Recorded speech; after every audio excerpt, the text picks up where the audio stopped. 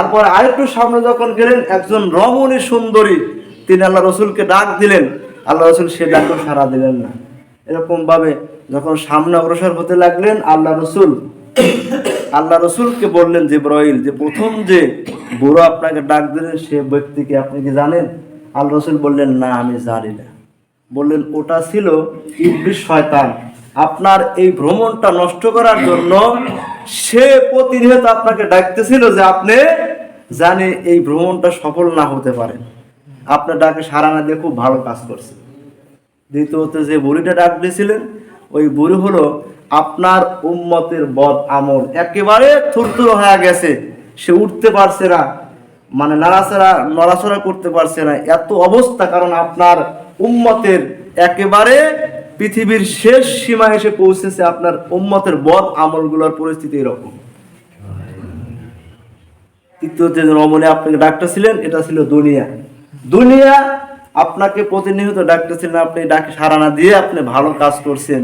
কারণ এই দুনিয়ার মায়ায় মহব্বতে মানুষ পড়ে বিশাল বড় আখিরাতের জিন্দেগি ভুলে যায়। এই জন্য আপনি সাড়া না দিয়ে ভালো কাজ করছেন। রাসূল সাল্লাল্লাহু আলাইহি সাল্লাম এই কাজগুলো করার পর যখন তিনি বাইতুল মাকদাসে গেলেন, সেখানে প্রত্যেক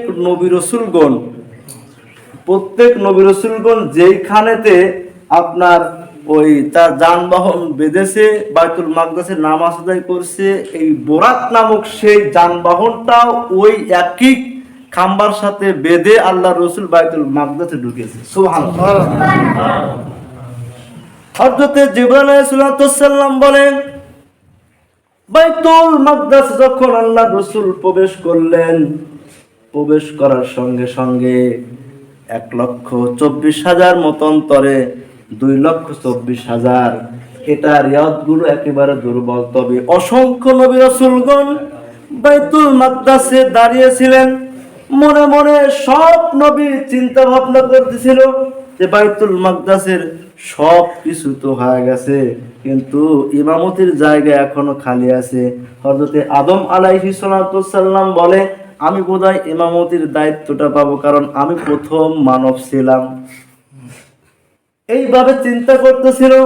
হযরত নূহ আলাইহিস সালাম চিন্তা করে, প্রত্যেক নবী রাসূলগণ তাদের মনের আকাঙ্ক্ষা, মনের বাসনা যে ইমামতির জায়গা এখনো খালি আছে, বোধহয় আল্লাহ তাআলা বোধহয় আমাকে দিয়ে নামাজ আদায় করাবে। এর মধ্যে জিবরাইল আলাইহিস সালাম আল্লাহ রাসূলকে নিয়ে এসে বাইতুল মাকদাসে ঢুকলেন। দেখলেন অসংখ্য মানুষ দাঁড়িয়ে আছে। আল্লাহ রসুলকে জিবরাইল বললেন, হে মুহাম্মদ, বলুন তো এখানে কারা উপস্থিত? আল্লাহ রসুল বললেন, এরা সবাই মানুষ।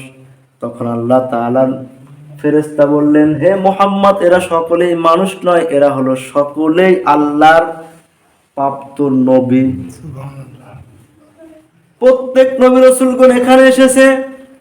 আল্লাহ রসুল যখন দাঁড়িয়েছিল, কানে কানে জিবরাইল যা বলেন, ইয়া রাসূলুল্লাহ, আপনি যায় নামাজে যায় 2 রাকাত নামাজ আদায় করান, কারণ আপনার সালাতের অপেক্ষায় এই নবী রাসূলগণ এখন পর্যন্ত দাঁড়িয়ে আছে।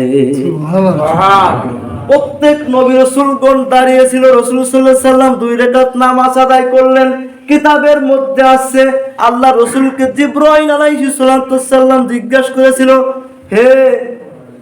হে ভাই জিবরাইল, বলুন, আল্লাহ রসুলকে বলছিল যে, হে মুহাম্মদ, বলুন তো কত লক্ষ মানুষ আপনার পিছনে নামাজ আদায় করেছিল? আল্লাহ রসুল বললেন, না, আমি বলতে পারবো না। আল্লাহ তাআলা জিবরাইলকে দিয়ে জানিয়ে দিলেন, বলো, এইখানে যত নবী রাসূলগণ ছিলেন, আসমানের যত ফেরেশতা ছিল, আর মুমিন বান্দার যত আত্মা ছিল, প্রত্যেককেই এখানে আপনার ইমামতিতে নামাজ আদায় করেছে। মুমিন আত্মাগণ আর ফেরেশতা আর আল্লাহ রসুলের যত নবী রাসূলগণ পৃথিবীতে এসেছে, সব নবীদের ইমামতি করছিলেন আল্লাহর রসুল।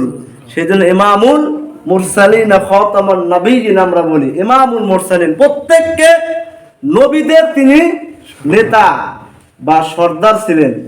যাই হোক, আল্লাহ রসুল যখন নামাজ আদায় করলেন, এখান থেকে কয়েকটা জিনিস প্রতীয়মান হয়। আল্লাহ রসুল আবার বোরাকে উঠলেন। বোরাকে উঠে অসংখ্য জিনিস দেখতে পাইছিলেন।